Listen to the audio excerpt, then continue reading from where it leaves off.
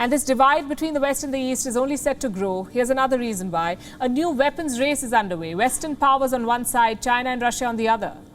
These two blocs are competing against each other. They want hypersonic weapons and they want them fast.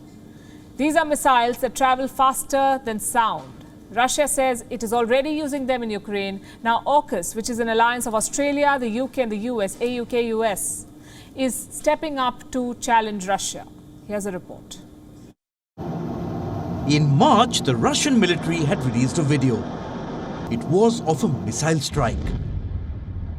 Moscow said it struck a Ukrainian weapons depot. What came next shocked the world. The armed forces of the Russian Federation continue to conduct a special military operation. On 18th March, the Kinzhal aviation missile system with hypersonic aeroballistic missiles destroyed a large underground warehouse of the Ukrainian armed forces, containing missiles and aviation ammunition in the village of Delyatin in the Ivano-Frankivsk region. Was this the first time that Russia had used a hypersonic weapon? Moscow won't confirm if a hypersonic missile was indeed used in this attack. But Russian officials claim they have used the weapon more than once.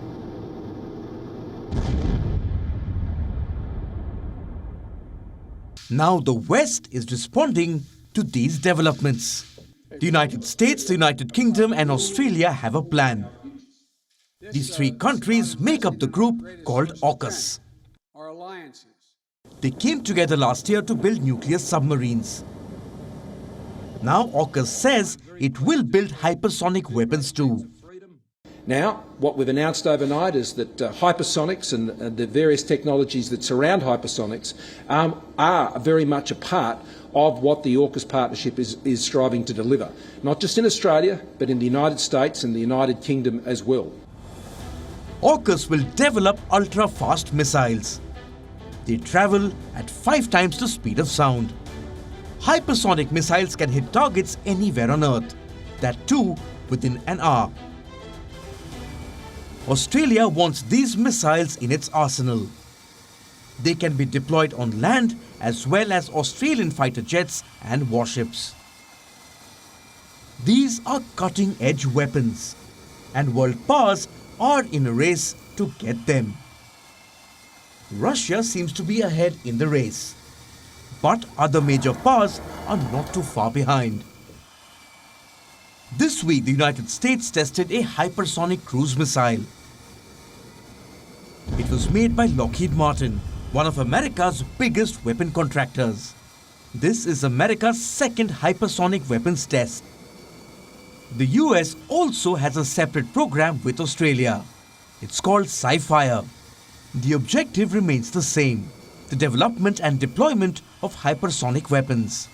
China is in the race too. Last year, it conducted its own hypersonic missile test. The missile circled the world before speeding towards its target. The test had caught American intelligence by surprise. Now the US and its allies are catching up. And China isn't too thrilled with the idea. The US, UK and Australia will cooperate in developing hypersonic weapons and other advanced military technology. This will not only increase the risk of nuclear proliferation and impact the international non-proliferation system, but also further aggravate the arms race and undermine peace and stability in Asia-Pacific region. The regional countries should remain highly vigilant to this.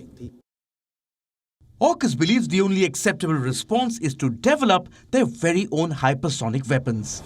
Countries like France, Germany, Japan and India are also actively working on the technology. Moral of the story: hypersonic weapons are here to stay. The developments in Ukraine will only accelerate their development. WION is now available in your country. Download the app now and get all the news on the move.